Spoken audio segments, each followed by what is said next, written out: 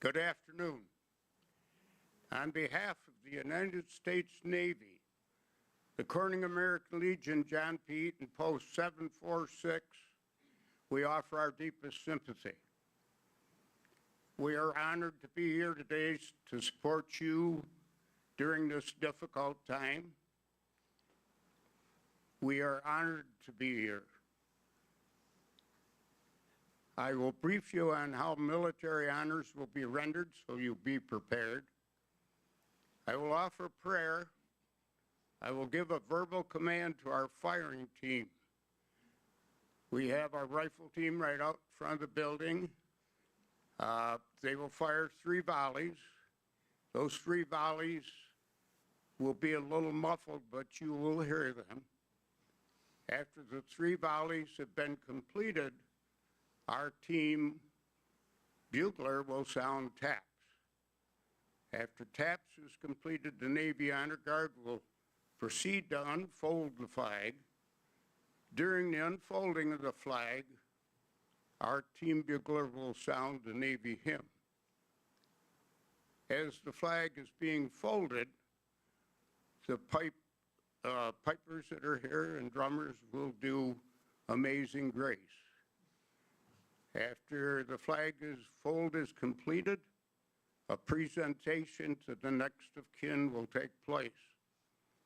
So if you would join me in prayer.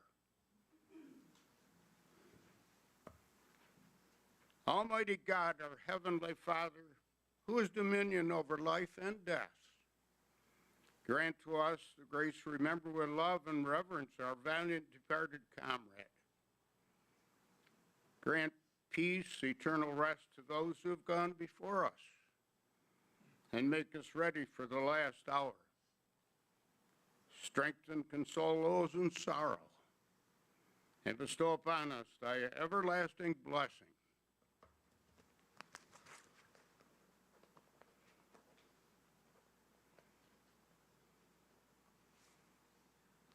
Firing team commander, fire 3 volleys.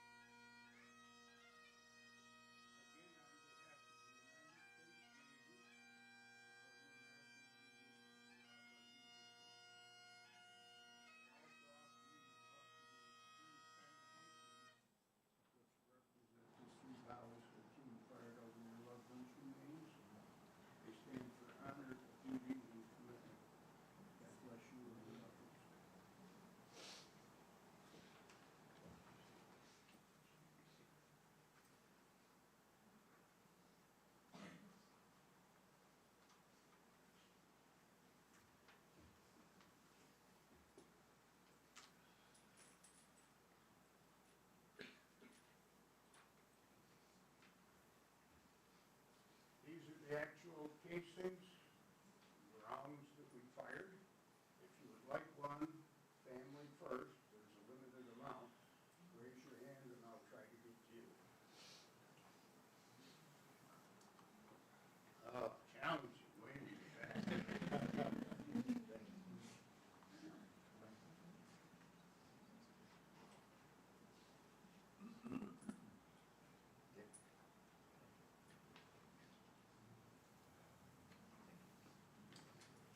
You have 4 left.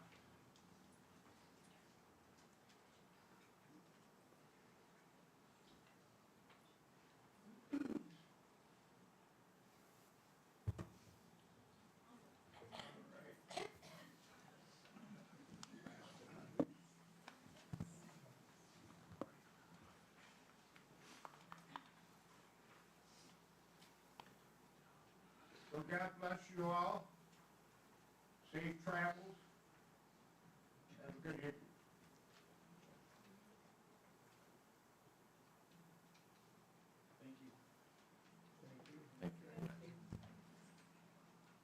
Thank you, Dick Naylor and crew. We gather this afternoon to worship the one who is not only a sacred present in each of our lives, but one who is revealed in every corner of creation. And in our worship, to remember the life of John Edward Benson, a kind and loving man. John's body has passed away. His earthly life has ended. But we believe that his spirit is alive and well in our hearts, and that he is now with God in a most intimate way.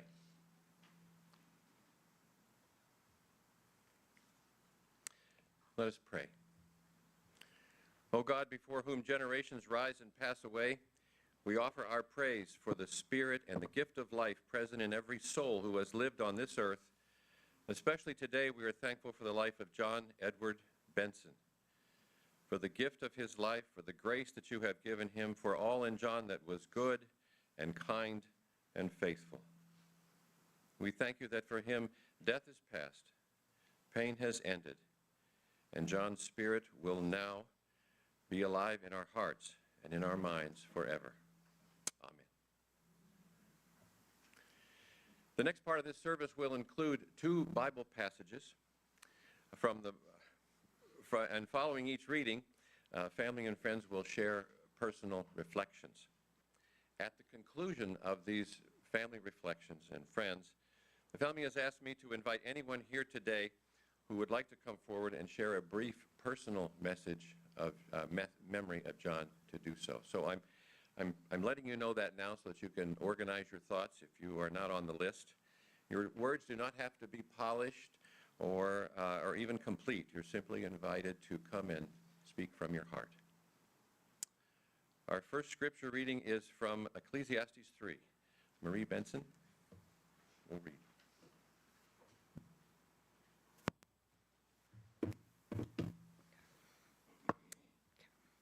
There is a time for everything and a season for every activity under the heavens, a time to be born and a time to die, a time to plant and a time to uproot, a time to kill and a time to heal, a time to tear down and a time to build, a time to weep and a time to laugh, a time to mourn and a time to dance, a time to scatter stones and a time to gather them, a time to embrace and a time to refrain from embracing, a time to search and a time to give up, a time to keep and a time to throw away, a time to tear and a time to mend, a time to be silent and a time to speak, a time to love and a time to hate, a time for war and a time for peace.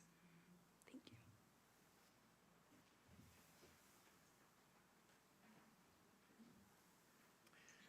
Now I'd like to invite Sandy to come forward and share her memories.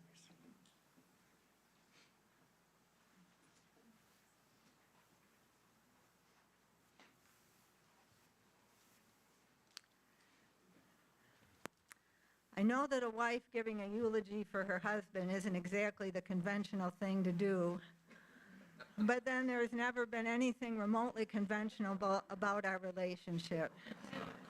So here goes, and I have standby people to finish reading this if I can't, but I'm going to try. I want to start by saying that John Benson was the kindest man I've ever known. I've never met anybody who cared more about the feelings of other folks, and I'm grateful for every day we had together, and will be forever grateful forever regretful for any of the time we wasted in petty squabbles. He made me want to be a better me. I suppose a lot of eyebrows were raised when we started dating back in 1990. I'm sure folks were thinking this was a foolish connection that would fizzle quickly. I was just 35-year-old single mom. John was 55. He could have been my father. There was a generation between us. On paper, John didn't look so good. 2 marriages and 5 kids. But you know, it took many years. Although it took many years, even my father, like everyone who's ever known John, came to see him for the man he was. Several weeks before dying, my dad said, and I'm quoting because these words are burned into my brain, "When you first started seeing John, I didn't much like it. I didn't approve. I thought you were making an awful mistake. I was wrong. He's a good man." There are so many things that can be said about John, but he's a good man just kind of sums it all up. He is the kindest man I've ever known, and for sure the most generous. He wasn't perfect. None of us are, but he sure was perfect for me. He taught me patience, the importance of generosity, and how to really listen to people. I taught him the importance of routine and how to appreciate cats. I tried to teach him punctuality, but I never got there.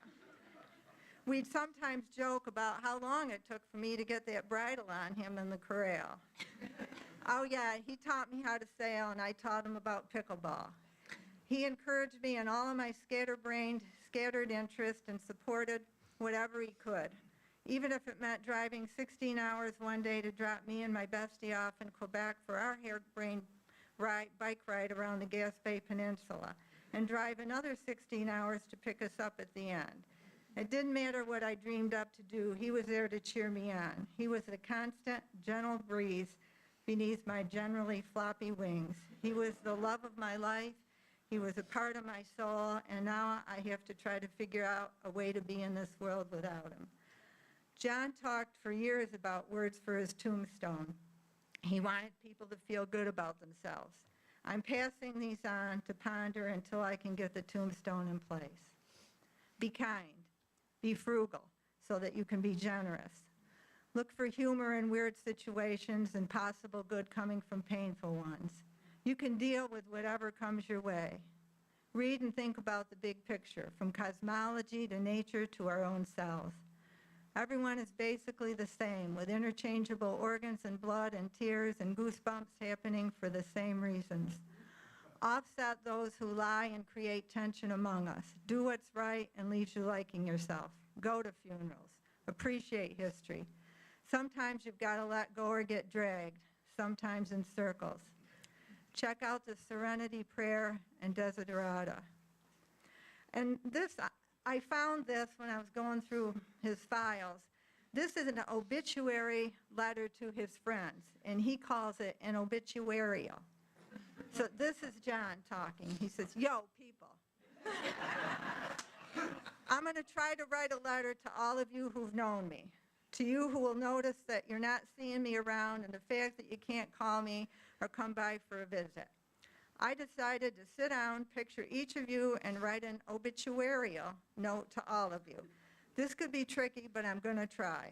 So I'm thinking of all of you, my friends, picturing each of you. My mom used to always talk about how important friends are in life, and as I got to be older, I really came to understand that's totally true. This was especially true when I was down in the dumps and really feeling like I was a failure. After a lot of those down times, I discovered that I'd feel better if I just thought of you, sometimes picturing you, one after another, and telling myself I couldn't be a total loser if people like you actually liked me and thought I was okay. I don't know if that sounds crazy, but it sure happened a lot to me at really important times in my life. I could just think about you and feel better, significantly better. That's really something. And if you called or reached out to me in another way, I could go from a -100 to +100 in a flash. It was incredible. Add to it. It went on for years. right up to today. Godspeed, John. You belong to the ages now. You haven't just left a hole in our lives, you left a canyon.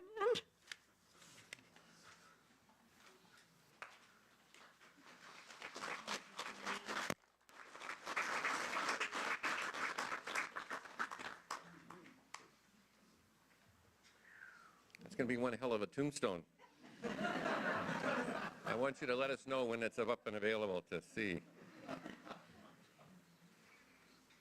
Next, I'd like to invite Kathy Richardson to come forward.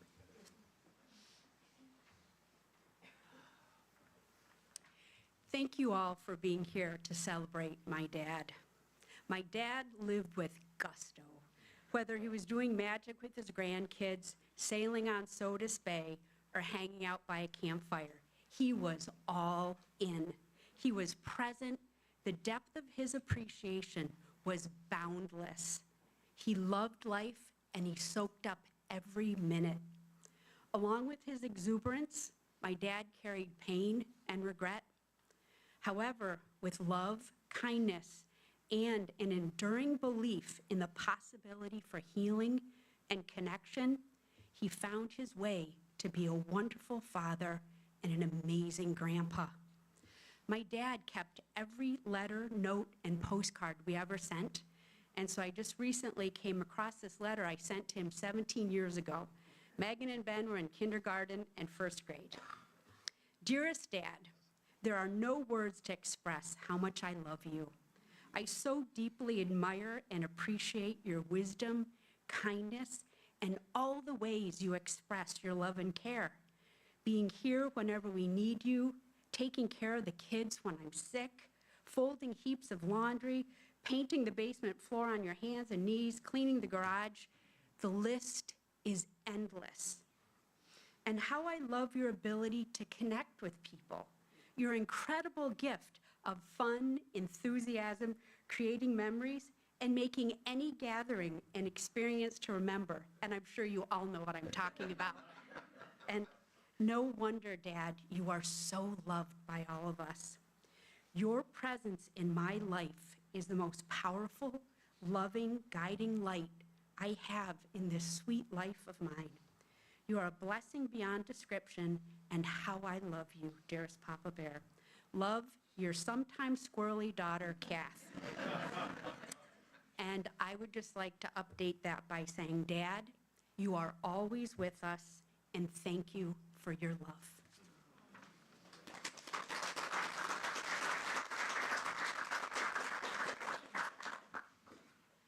And now Megan Richardson. Granddaughter.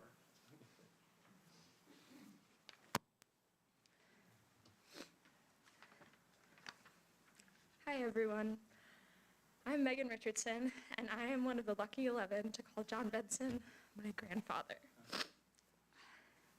But to me, he's always been Papa. I've been trying to find the perfect words to express the love I have for him and the love he has for all of us. But there are no words perfect enough to describe that.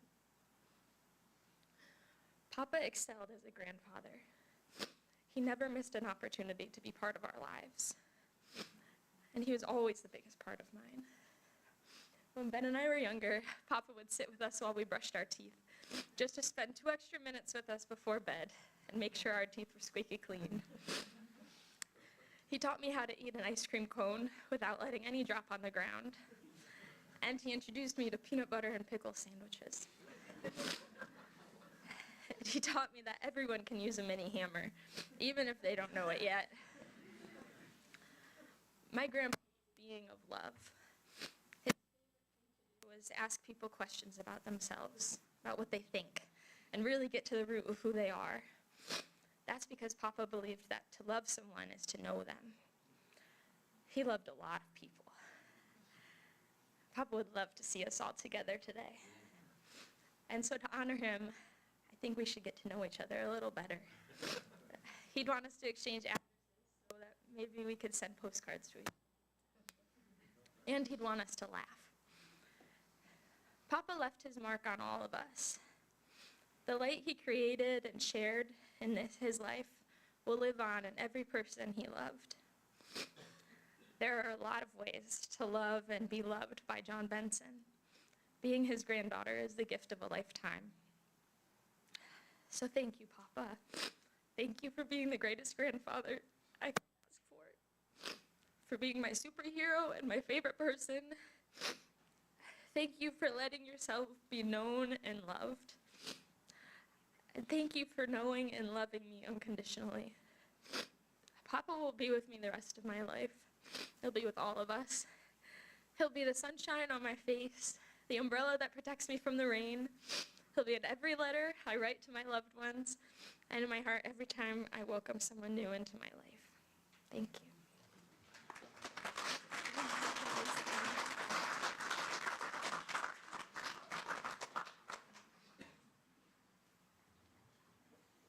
My words are going to end up being very short, you understand here. It's a tough act to follow here. Annie Benson, granddaughter.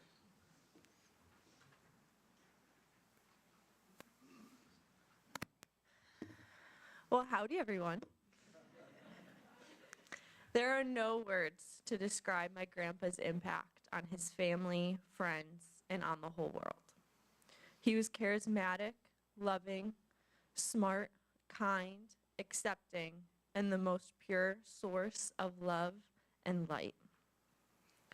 There are no words to describe the feeling of being in the same room with him. It is always the most comfortable and warm room. The way he can fill a room with so much love and acceptance and so many laughs is a one-of-a-kind talent. He has taught us so much about life as he squeezed as much love and as many experiences possible out of it. Grandpa's spirit is still here. It's still with us. He is here with us in every laugh, every act of kindness we show, and in every dance move to our favorite songs.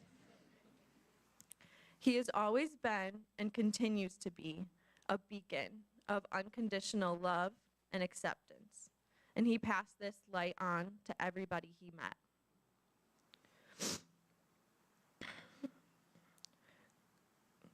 As our beacon, he passed on this light of unconditional love, acceptance, and kindness.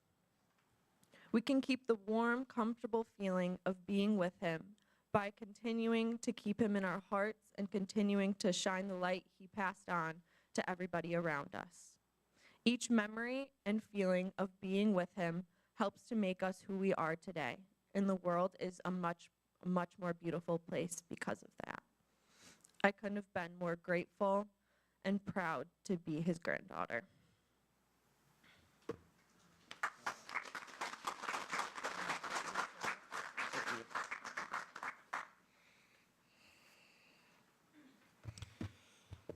Since I was a kid, oh yeah, I'm Mike Benson, by the way.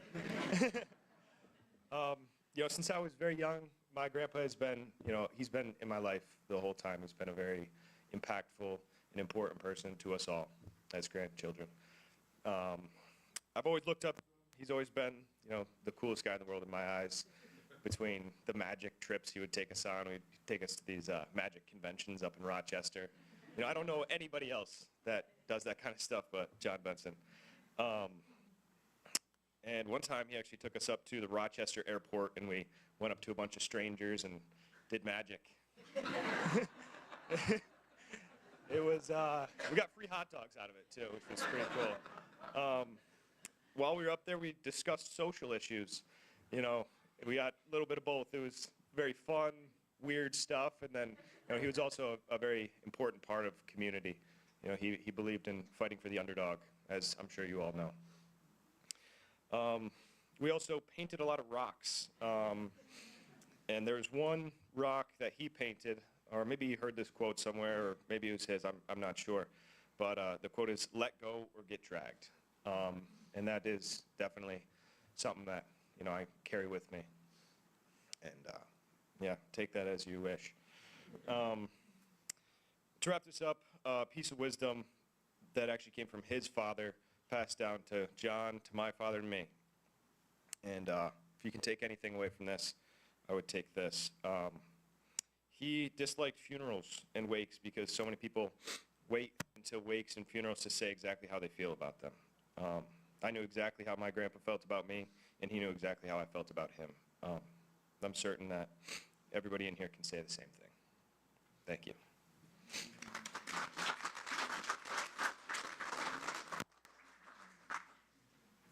Now, Emily Fu, come forward.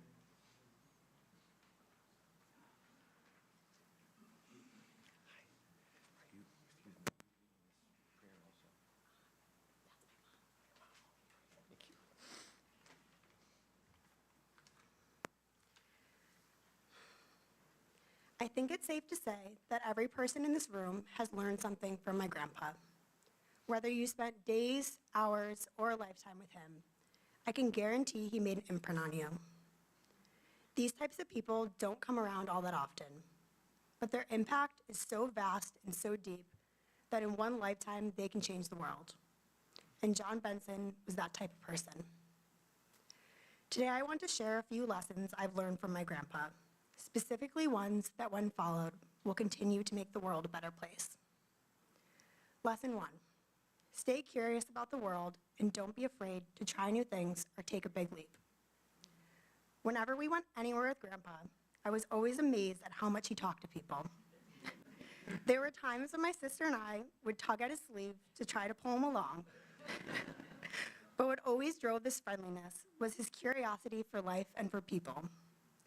This gift, paired with his ability to just go for it, allowed for him to live such a full life and accomplish so many things. Lesson number 2, laughter and joy are far more powerful than people think. There was no better sound than hearing Grandpa laugh. It was a full belly laugh and one that spread across his entire face. And no matter whether you thought something was funny or not, you ended up laughing with him too. And with his creativity, he can make anything fun.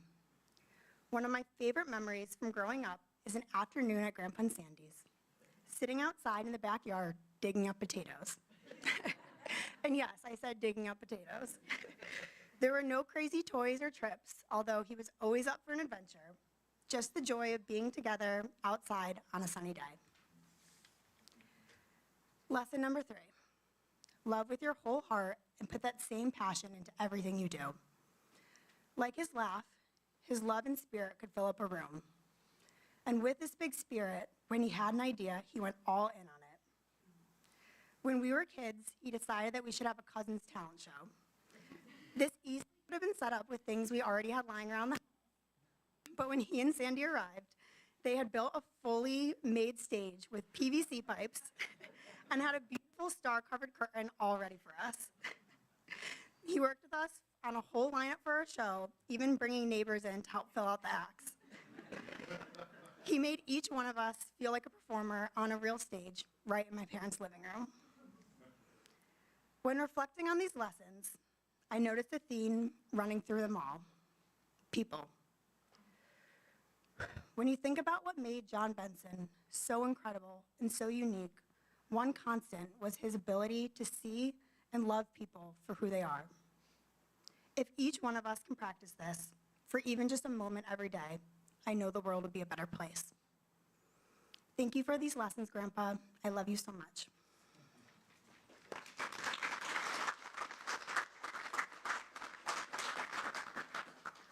And now Margaret Fu. Yes.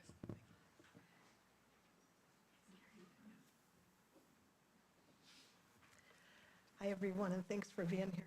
So I'm Peggy, one of John's daughters, and recently when I was going through some of Dad's belongings, I came upon a poem that had been years ago stuck on our refrigerator. It must have resonated with Dad as he jotted it down. He dated it July of 1994, and he saved it for all these years. So I'd like to share the poem with you today because I do think it embodies the spirit of John Benson. So God sends each person into this world with a special message to deliver, with a special song to sing to others, with a special act of love to bestow. No one can speak your message or sing your song or offer your act of love. So thank you, Dad, for singing your beautiful song, sharing your warm love with all of us.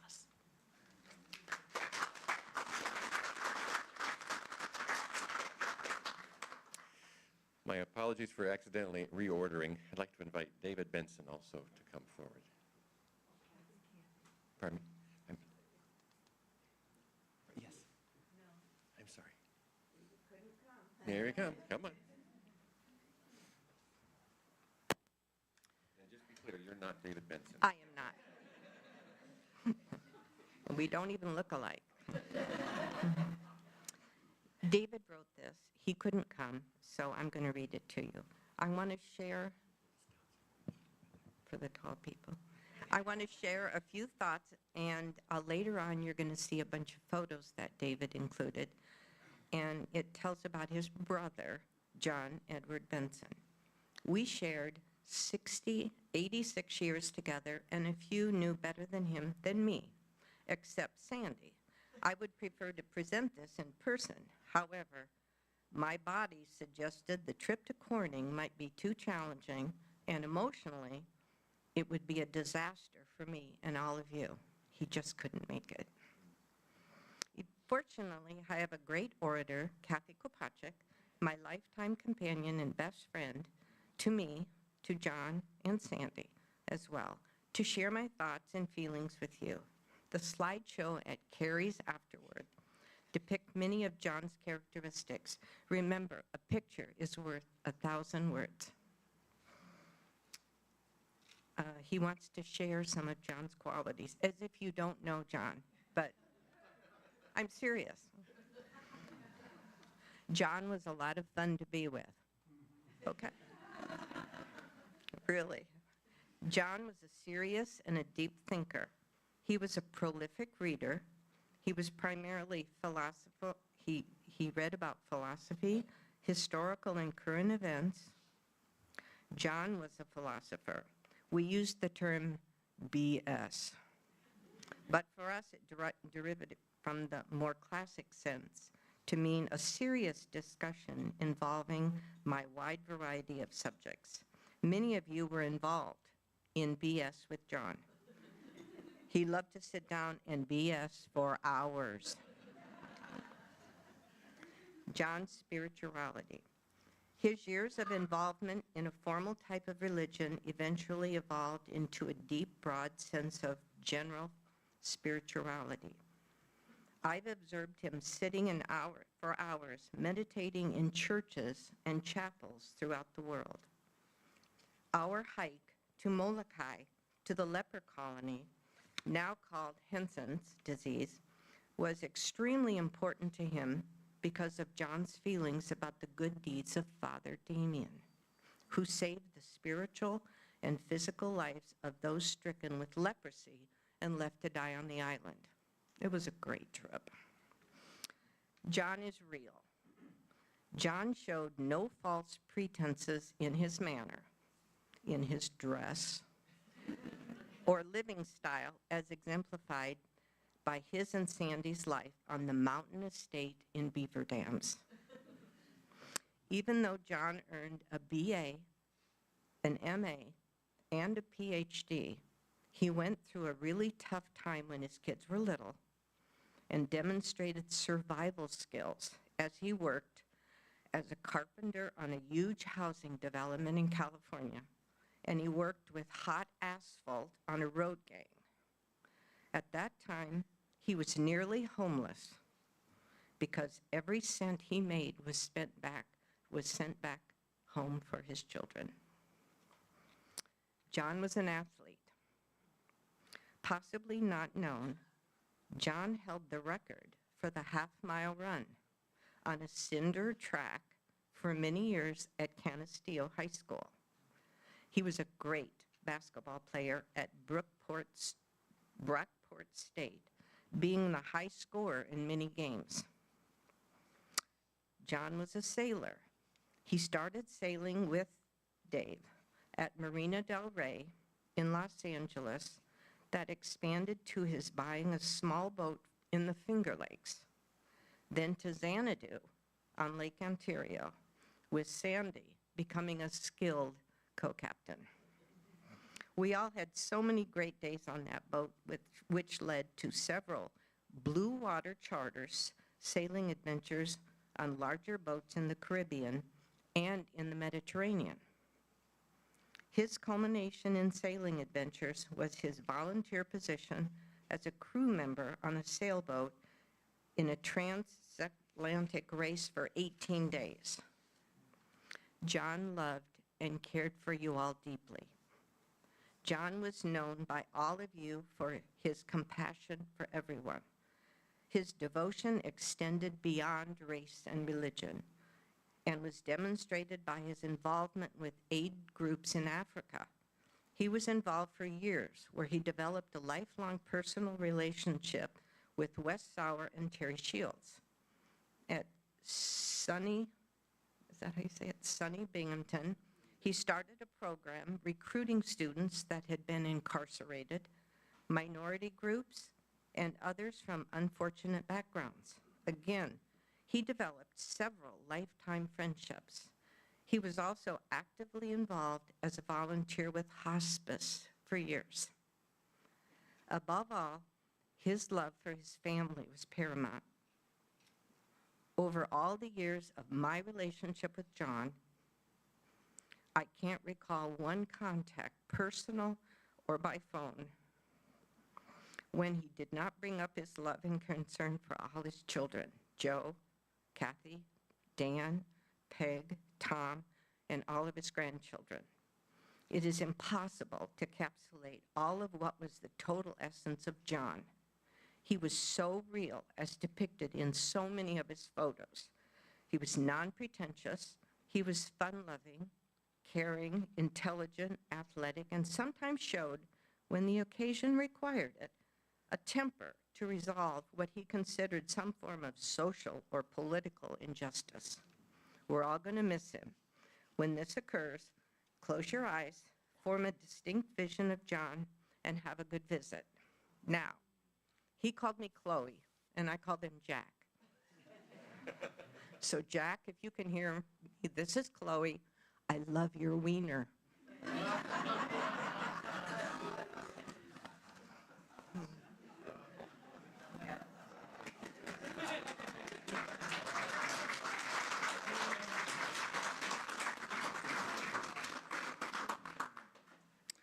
Ah, the mystery continues. This is wonderful.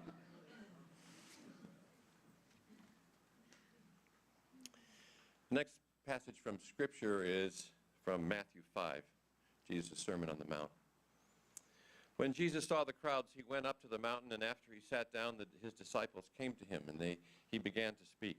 And he taught them, saying, "Blessed are the poor in spirit, for theirs is the kingdom of God. Blessed are those who mourn, for they will be comforted. Blessed are the meek, for they will inherit the earth. Blessed are those who hunger and thirst for righteousness, for they will be filled. Blessed are the merciful, for they will receive mercy. Blessed are the poor in heart, for they will see God. Blessed are the peacemakers, for they will be called the children of God." At this time, we have more reflections from a friend, Jim Spring. Yes, you're welcome, Jim.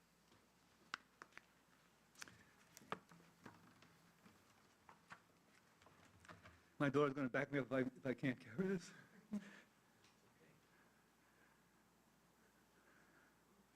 John was a close friend for 55 years, and I consider it an honor to be asked to give this eulogy today by John.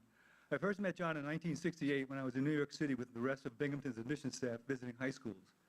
It was 5 p.m. and we were near Times Square trying to decide what to do for dinner when this man in very casual clothes came running up to us out of breath asking if we knew where a gas station was. Apparently, he had run out of gas in his state car a few blocks away and had to be at a meeting by 7 p.m. I was new to Binghamton, but the other admissions people knew John and were not surprised that he had a gas can in his hand in the middle of New York City.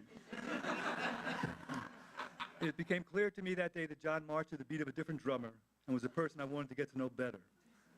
Most of you know that John was the first director of the TYP, or Transitional Year Program. It's now known as the EOP program at Binghamton. It became the most successful program of its kind in the state under his leadership.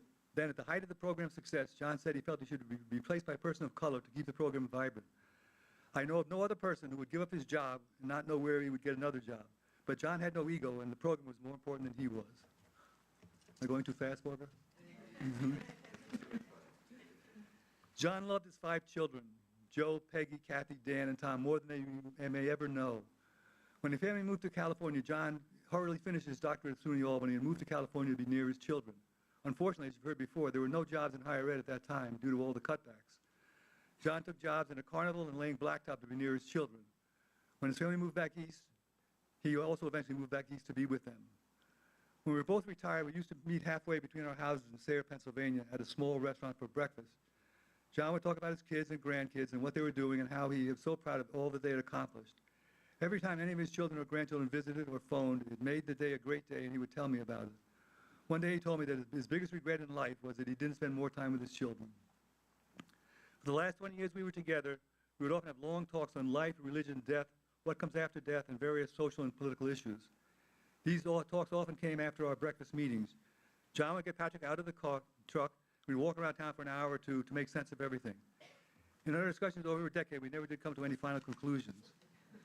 But we made a pact, whichever one of us went first, he would let the other know what it was. And I'm still waiting for your message, John, what's on the other side. The winds blew fairer when John met Sandy, and together they built a wonderful home and life in Hornby. They were both near their kids and grandkids, had the same priorities in life, and the last 10 years of John's life were the happiest I've ever seen him be.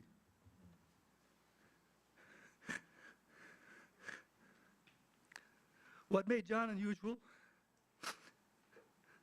was that he truly lived in the moment. Parkinson's made me so emotional that I cry at car commercials, so I just... When he was with you 100%, no place else. He always wanted to know about you and never wanted to talk about himself. For example, I never knew that in 2019, he was the first person ever to receive the Mission Maker Award for his hospice volunteer work at Care First. I did not know it until after he died, and Sandy told me about it. He just never talked about himself. John felt a deep commitment to work for social justice to help the less fortunate. He volunteered at Camp Good Days, a camp for children that came from homes that were affected by violence. And he got me to volunteer there also, otherwise I never would. For many years, he visited people in hospices and nursing homes. I tried that too, and I couldn't do it. He created the Banana Splits program at Corning High School for children of divorced parents. He would support any social injustice cause that came along. He didn't care about things such as clothes, which you all know, but deeply cared about people, especially those less fortunate. Try to slow down. John was the most intuitive man I ever met. He could read people unlike anybody I ever knew, and if I was ever unsure about a person's motive, I would ask John what he thought, and he was always right on. John would talk with anyone. If he passed a homeless man in the street, he would stop and talk with him about his life, his story, how he sees his future, and then thank the man for talking with him. If he was walking around town on a Tuesday morning, we passed a dimly lit bar with the door open, he would say, let's go in there and talk to the people at the bar and find out what their story is. He felt he could learn about life and its challenges from everyone and anyone. John had an aura about himself where he could approach strangers, ask them questions, and the people would readily respond.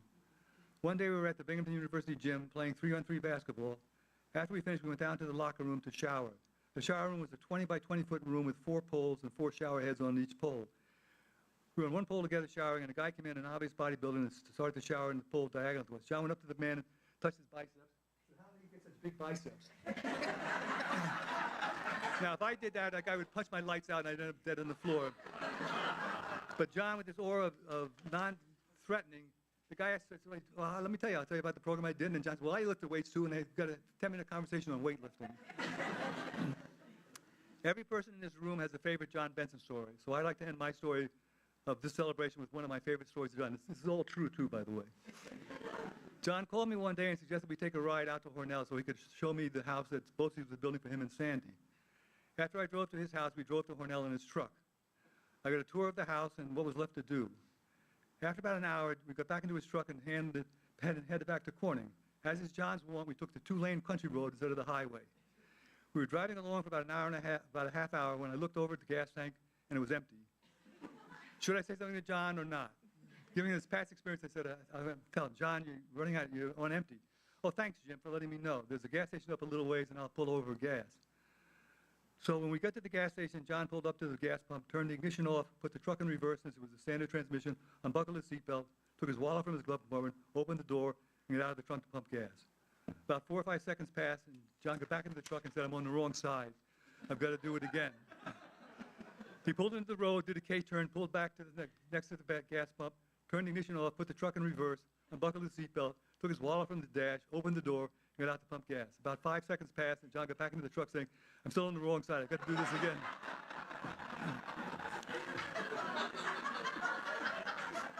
So he went through his normal routine, went into the road, did a K-turn, and pulled back up to the gas pump, shut the truck off, put it in reverse, unbuckled his seatbelt, took his wallet from the dash, opened the door, and got out to pump gas.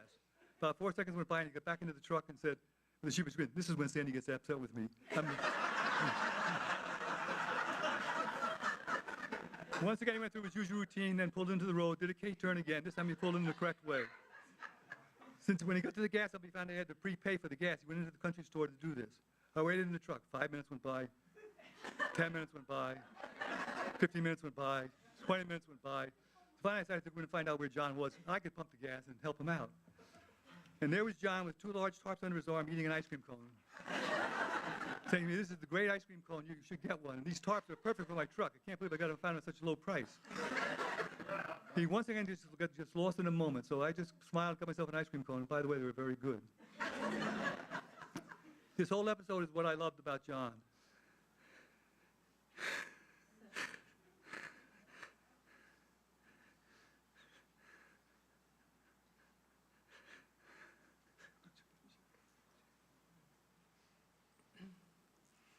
This whole episode is what I loved about John, and I wished I could be more like him. He was always positive. I never saw him get angry unless it was at an injustice. He had the ability to laugh at himself and to get others to laugh. That was contagious. To John, people were more important than things, and that we are on this earth to help and be kind to each other and to help those in need. As a man, he truly lived his life by his beliefs, and he made this world a better world. He will be missed. Thank you.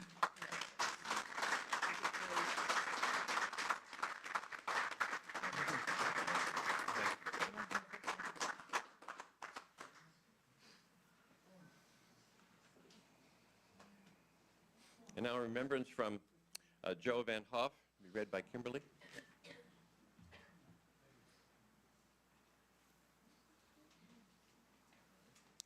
Good afternoon, everyone. I'm Kimberly Spring. I am Jim's daughter, and I have his same habit of crying, so I'll try to make my way through it. I'm really honored to be able to read these words from Joe Van Hoff, a very dear friend of John's who wasn't able to make it here today. So we gather here today not just to mourn, but to celebrate a man who was the epitome of a friend, an exemplary human being, and a cherished companion to all of us, John Benson. John had a profound effect on us, something deeper than can be expressed in mere words.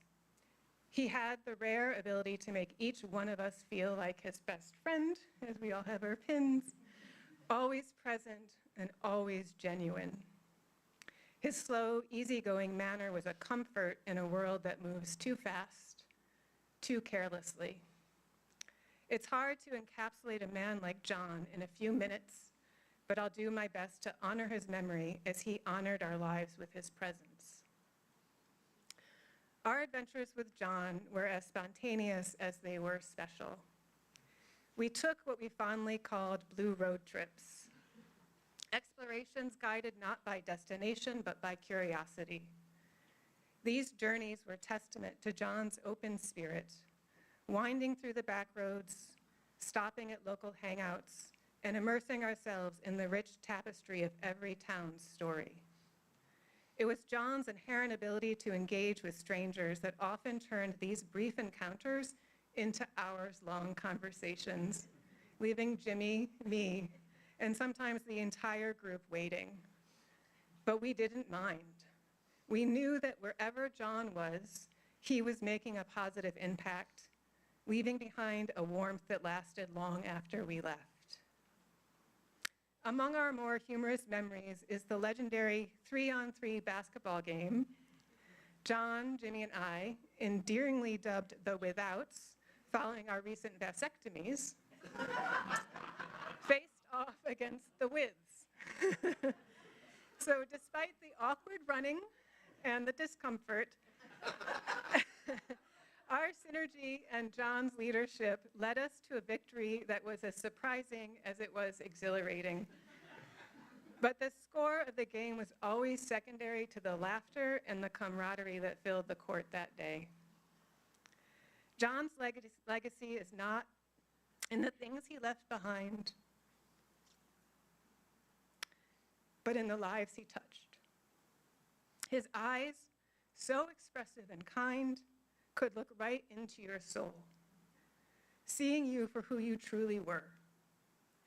He acknowledged and celebrated the strengths in others with such fervor that it often felt like he believed in us more than we believed in ourselves. At Binghamton University, his dedication to fostering cooperation and understanding among the student body was nothing short of inspiring. He was the calm in our storm, always ready with a word of support or a gesture of kindness that would steer us away from impending disasters. To Sandy, John was not just a partner, but a soulmate.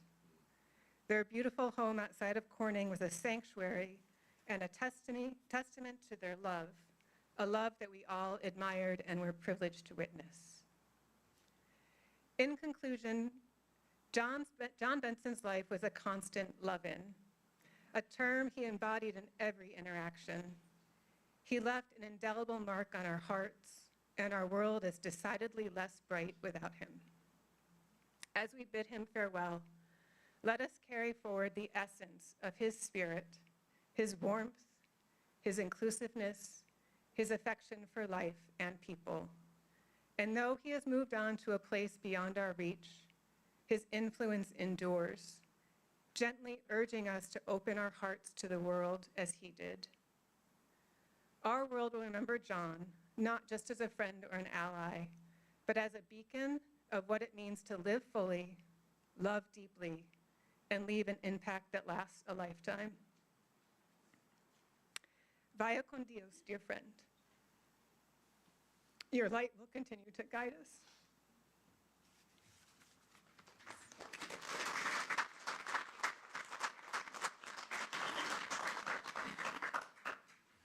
This time I'd like to invite Dr. Wes Sowers to come forward. Dr. Sowers and John worked together in Africa. We sure did, along with Terry. Those were wonderful years. John's been a big part of my life for over 40 years, not quite as much as some of the rest of you. So I'm a little bit of a junior, but it's really been wonderful to be with you here today and to see some of the people that I know have been so important in his life, and just to hear your wonderful comments. I'm just really kind of bowled over by the eloquence, and I feel sort of like all I can say is ditto. There were so many wonderful things that people said about him. You know, John always used to talk about how he would like to be at his own funeral. And so I kind of expect him to show up. But we'll see. There's so much that I could say about John. He was truly an extraordinary person, as you all know. And, you know, as others have mentioned, he made us all feel special because he thought we were. Somehow. One of the things that really set him apart for me was his curiosity. Because of that, I think he was a great adventurer, and there was really no better person to have an adventure with than John.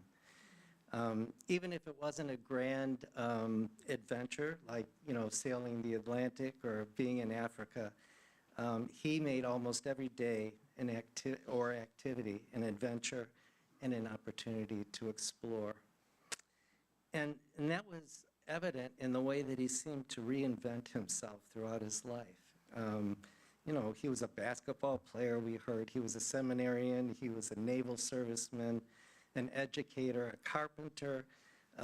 He was a nonprofit administrator, a high school counselor, and finally in his retirement, supporting people in hospice care for many years. And as I think everybody knows, John was one of the most generous people I've known, and not just in terms of material things, but He gave away all his time and attention. He was never trained as a therapist, but the attention that he doled out to the many people in his life was always very therapeutic. And he was a purveyor of compliments. And he never failed to sense something that would touch the lives of people he met. And he obviously touched a lot of lives, and would be really thrilled to see you all here today. We love John because he, I think, was a mirror that reflected our better selves. He was admired, he was honest, he was affectionate, and the list of virtues could go on. And I think we'll miss him in part because who will we now have to measure ourselves against, and who will let us know that we can be better. So as I was thinking about his life, I wrote something that I would like to read for him, and which I hope he will hear, if he shows up, I don't know. It's about a day that we sailed together about 20 years ago, and it's called Sailing Lessons. So we set out in bright sunshine on a day unlike any other, Sockets Harbor to Sodus Bay, and 60 miles of water. 20 years past our meeting in a parched land a world away, where we did what we could to save the day in a place where hope was thin and days were hot. But we were younger then and bore the strain of aching hearts and empty pots. We left that place forever changed, forever bonded by the dream we shared of a barren land of dirt and dust and a moon that waxed and waned, where children laughed and cried and needed more, where as parent and child he was at the helm and kept that boat afloat on a sea of sorrow. But this day we were on another boat, sharing another dream that left those burdens behind us, and we sailed on a silver lake, a steady wind off the starboard beam, lively and kind, mingling with the sails, creating a current that swirled around his head, carrying questions that expected no answer. Xanadu knew the way and needed no instruction. We set the sails and set our course, and there was no need really for correction. The air was crisp, the wind was strong, our stories were told, and our hunger was gone. And we sailed in a circle that had no end, so when we arrived, we started again. For there was time to remember and to forget, time for our laughter and tears, our pain, pleasure, hopes, and fears, time to know and time to wonder about all the things we would say and do if time stood still and let us pass through, marking our place so we could find it again. So John's always going to be with us, and that's a real blessing. Thank you.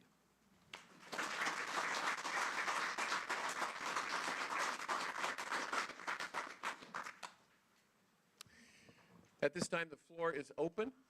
If someone has a memory, a brief memory that you would like to share, this would be an opportunity to do that.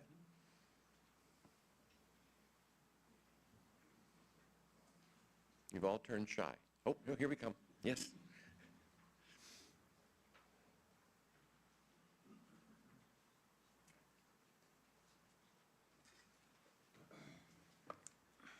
I took a few minutes out in the parking lot.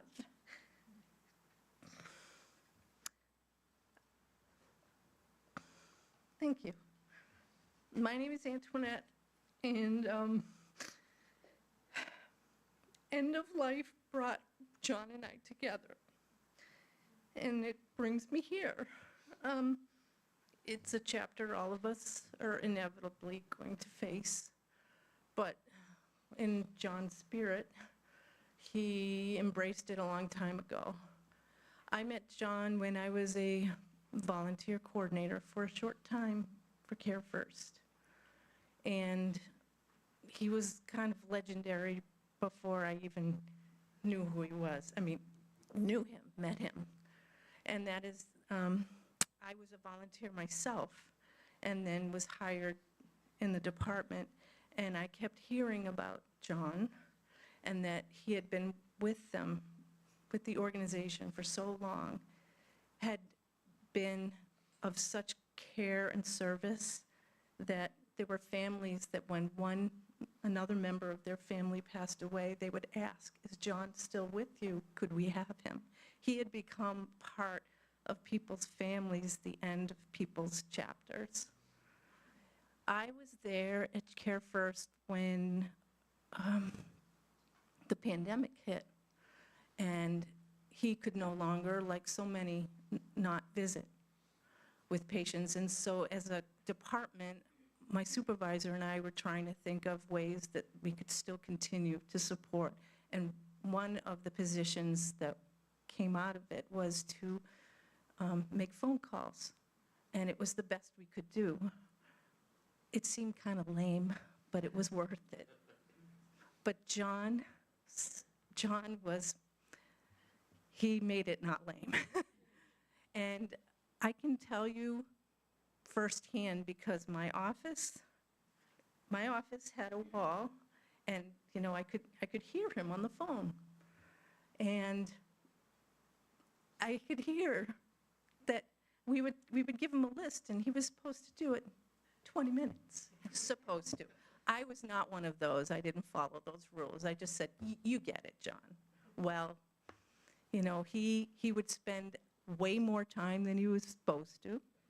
He would carry on, and these were people who they themselves were dying, or it was a family member, somebody they loved was dying, and they didn't know who to talk to.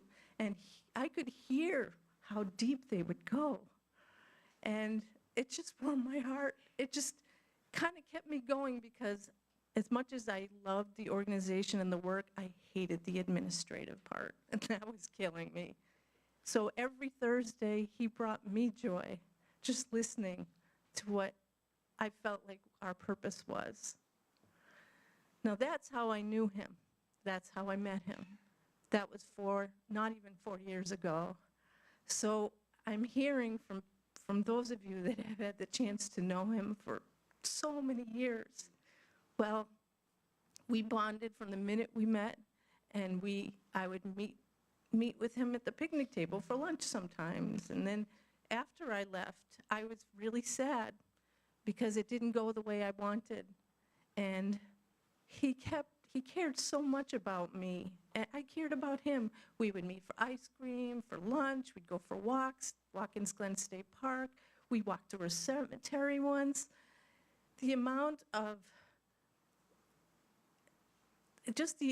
he listened to me astounds me as I worked through my own struggles, and how present he was. And every time we were together and we were in a public space, I saw the same person come alive. He'd want to know who this person was that was serving us. Or it was just, I just feel so lucky that I had what I had with him. And I went to visit him in the last 6 weeks, and where he struggled to put his words together and gather his thoughts. And even then, I had planned to go and tell him all the ways I thought he was incredible. He didn't let me. He told me. I literally watched him on his deathbed tell me that I was really good at my job. Just because it didn't go the way you want, it's not because you weren't important. And I just thought, I didn't get my chance, John. But I hope he can hear me now. Because everybody said all the things I could have said and more. But that's my story of John. Thank you.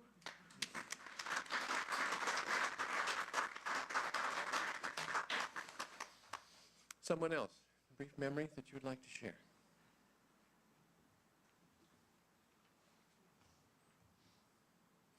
If not, then we will continue. Is there someone? Please, come right ahead. Come right ahead.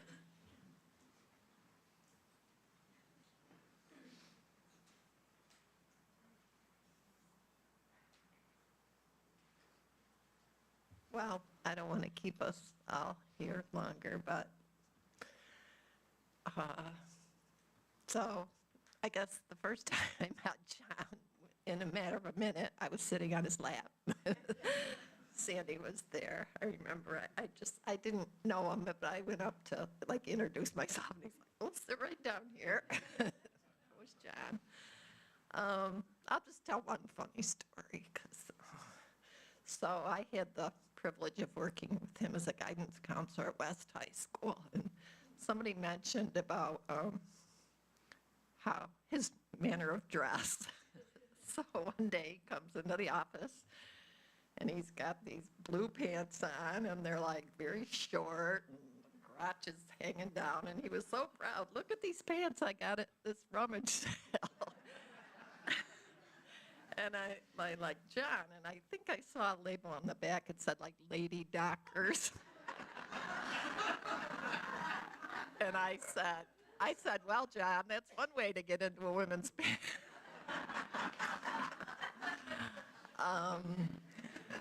But I just have this quote that I think of when I think of John, because as we all know here, he was an extraordinary, special, unique. You know, we say that about people, but John truly was. And I only think of this quote, two other friends in my life, but it's by Jack Kerouac. The only people for me are the mad ones, the ones who, oh, I didn't bring my glasses up. Does anybody have some readers there? The ones who, thank you.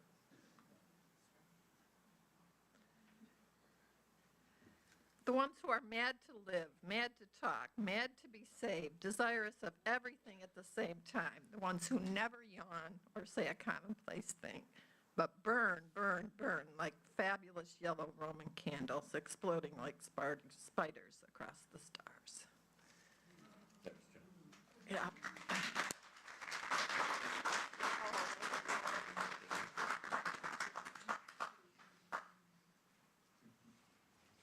Yes, please. I have a big voice. Okay, let's hear it. My name is Anna McKee. I'm here with my husband. My husband was first hired by John, and I know he has some incredible stories that he would love to share with you, but Wait a minute, please. I think I know you have a big voice, but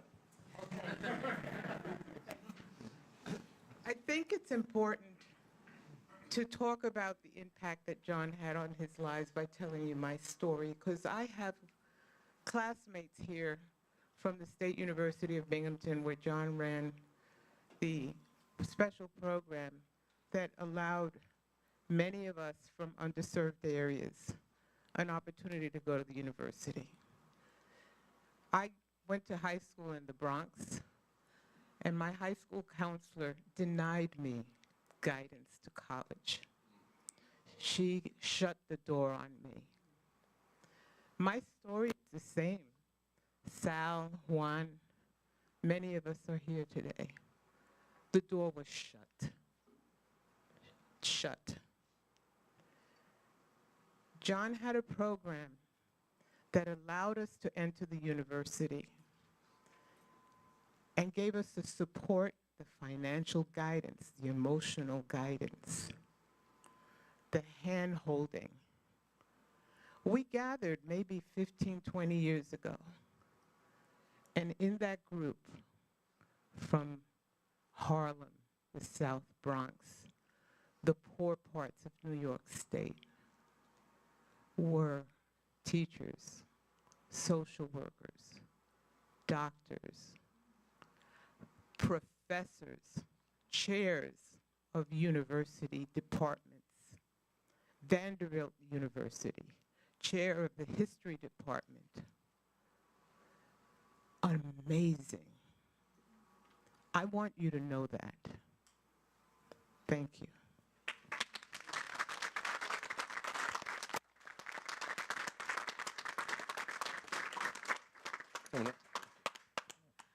I am so glad to hear this story. I wasn't going to tell mine. Oh, hi. I'm Gwen Feldman, and I worked with John as he was a counselor at West High. And when my niece was 10 years old, she was living in Los Angeles, and her mother died.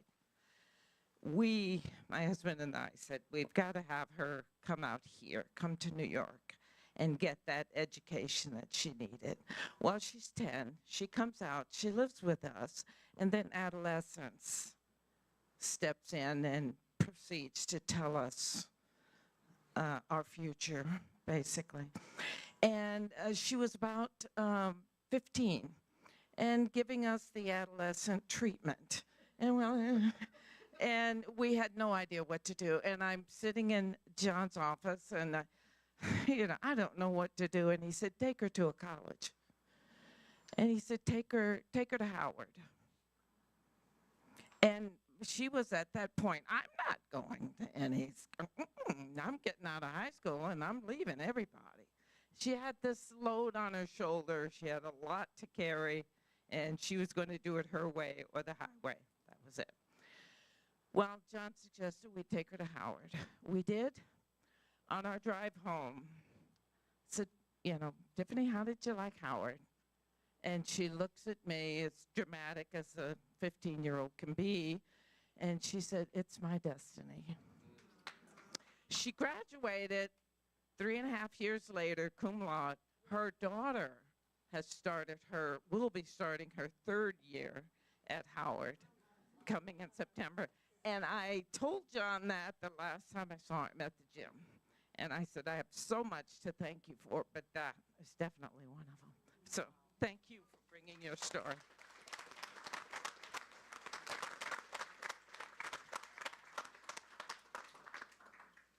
Someone else? Anyone else?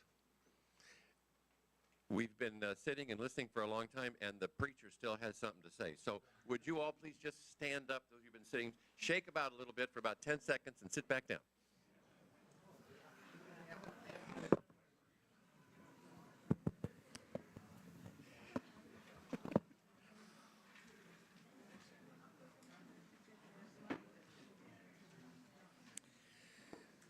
All righty.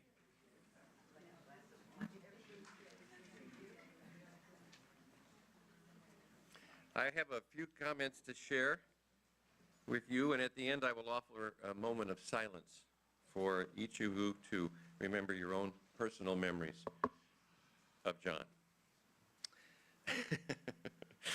This is what it says on this paper right here. I had the crazy feeling anticipating this moment when the family and friends finished their comments after everyone spoke. There was nothing left for me to say. This has been a wonderful, wonderful gathering today. Part of me thought there'd be nothing to say, but thankfully, that was indeed a crazy notion, because this man had so many aspects of his life that were worthy of celebration. I believe we could all gather around a fire and tell John Benson stories all day long and into the night. His life is an affirmation that this man gave each one of us more memories than we can count. Certainly more than we could cover in our short time here today. Was the man without faults? No, not even by his own admission.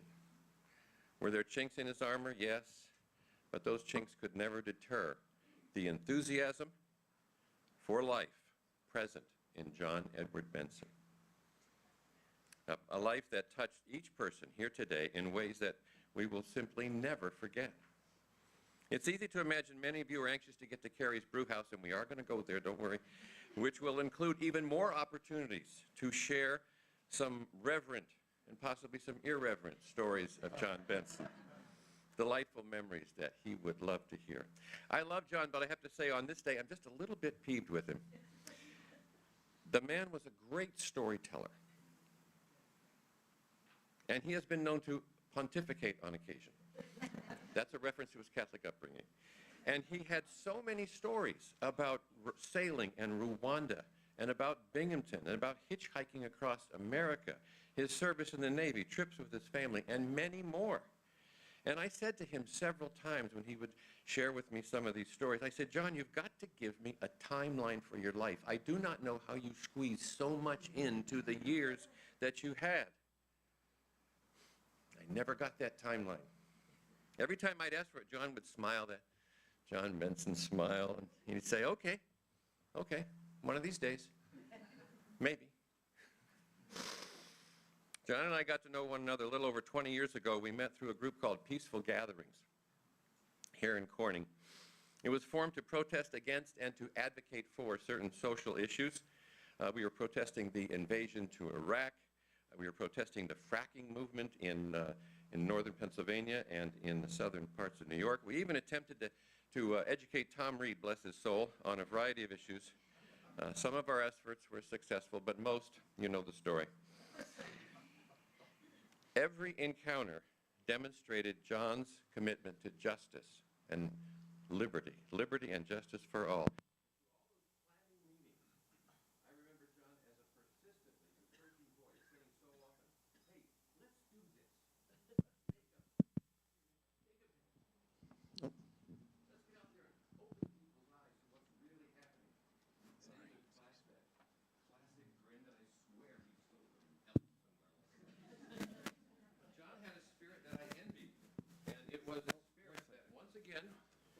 I was going to wonder where you've been. This has been looking at me all day long.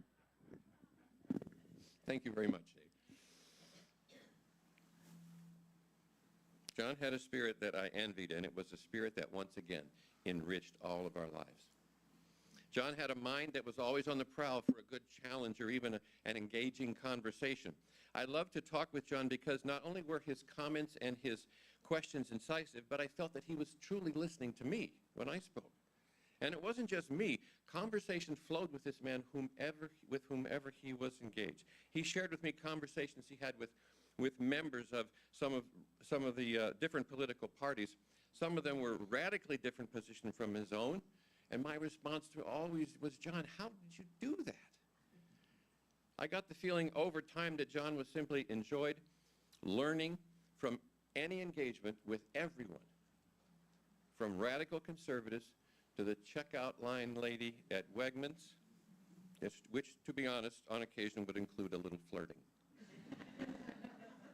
It must also be said that John's sense of humor and occasional biting sarcasm were hiding out and ready to pounce in every conversation. John attended a group that I began years ago called Thank God for Evolution. It's called TGFE for short. And the Reverend, written by a man, Michael Dowd, a minister. Thank God for Evolution was Dowd. The book was a premise for simply the idea that the more a person knows about science and how the universe came into existence and the miraculous ways that evolution brought us to this point where we are today, and the endlessly miraculous ways that chemistry and physics and atomic energy, all of the sciences, all work together in our lives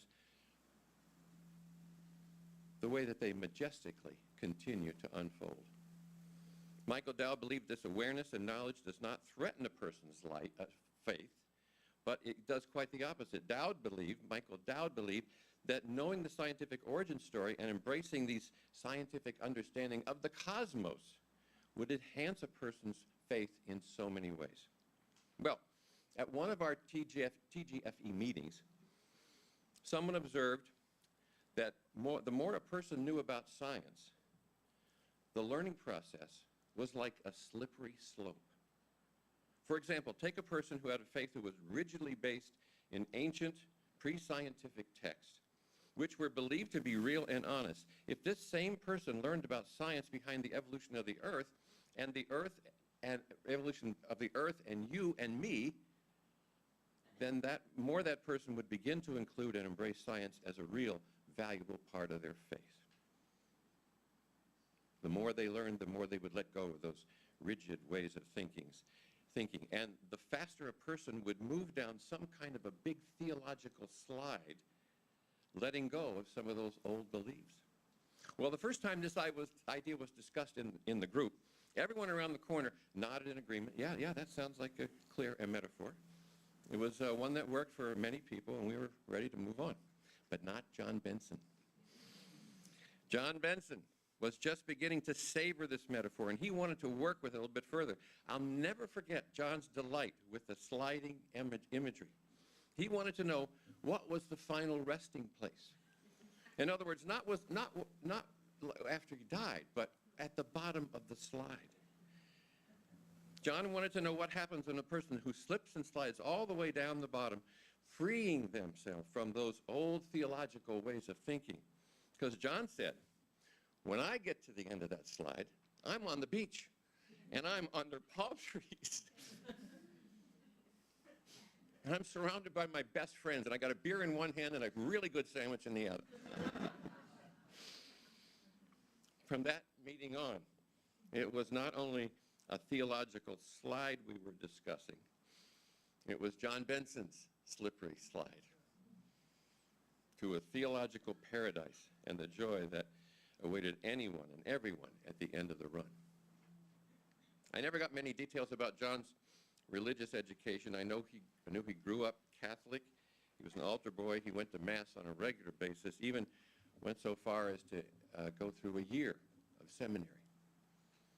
But something happened, and I don't know exactly what, but he dropped out of seminary after 1 year. I'm guessing it had something to do with the rigid theological thinking he was struggling to understand in the 1950s. When I got to know John, it was clear that his appreciation of the sacred and the holy was not simply bound by the Christian faith. John Benson saw the divine, saw divinity and the sacred in every person and in every corner of creation, as it is expressed in many, many religions. As I mentioned, I do not know details of John's faith, but when he was younger, I certainly felt that in his later years, his faith in all that was sacred went far beyond the limits of any single religion. In closing, I want to offer some quotes from three different faith perspectives. I believe that John Benson embraced each one. The first, Thich Nhat Hanh, Vietnamese Buddhist monk. People usually consider walking on water or in thin air a miracle. But I think a real miracle is not to walk either on water or in thin air, but simply to walk on the earth. Every day we are engaged in a miracle which we don't even recognize: a blue sky, white clouds, green leaves, the black, curious eyes of a child, our own two eyes. All is a miracle. And this from Ikkyu, a Japanese Zen Buddhist monk. Every day, priests minutely examine the law and endlessly chant complicated sutras. Before doing that, though, they should learn how to read the love letters sent by the wind and the rain, the snow and the moon. And finally, Hafiz, a 14th century Persian poet, said, God and I have become like two giant fat people living in a tiny boat. We keep bumping into each other and laughing. Is that John Benson or what? And finally, I have a quote from John Benson himself. While I was preparing this, preparing what I said here today, I would look up I would look up his help me here with these words. I would look up the service here on my computer, and I typed in Benson, and what appeared there just yesterday was an email exchange that John and I had after one of those Thank God for Evolution meetings. And these were John's words 8 years ago. The main things I seem able to ponder are that this is one heck of a wonderful speck that we are on. My time on it is limited. It's going by quickly, and it's about over, after which I won't be. And it's good to treat everything and everyone here as interconnected and sacred. It all comes out pretty simple. These are the memories and reflections that I have to share. Each of you will have your own memories, perhaps that are known only to you and special only to you. I invite you now in this moment of silence to remember those memories that you treasure. Let us be still.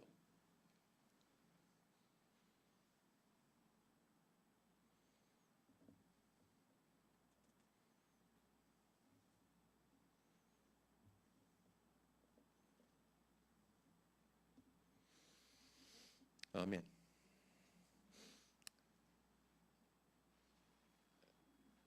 In a moment, I will offer words of committal, and I will invite Sister Terry Shields, to come forward to read an adaptation of the Lord's Prayer. Where's Terry? Okay. Stand up here with me just a moment. Loving Creator, present in all of our hearts throughout all of creation, we have gathered to remember and pay tribute to the life of John Edward Benson. Just as your love and comfort are with us always, John's spirit will provide memories for a lifetime. We thank you for his life, and we ask that you hear our prayer. For those of you who don't know me, I'm Bones, or Bonesy, as John would refer to me. And I thought that this prayer captured very much what Reverend Kim said in his lovely sermon here, and all the things that have been said by John. It does come out of the Christian tradition, but it's, as you will see, it's very broad, as John was. Our Father, Holy Mother, Creator of the cosmos, source of life, you are in our minds, in our garden, in our cup of wine and loaf of bread.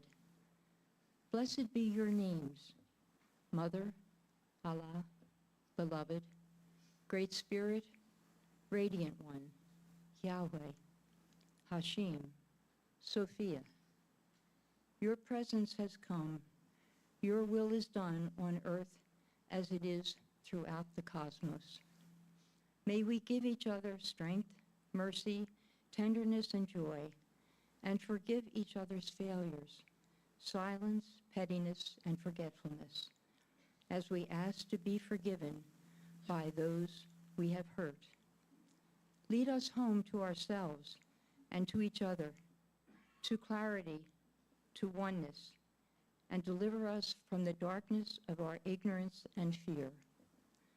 And so we pray, and so we receive. Amen. Hallelujah. Thank you. Just a reminder, everyone is invited to gather at Carrie's Brew House, which is around the corner. Short walk. Oh, and I understand you can leave your car parked here if you'd like to go over there.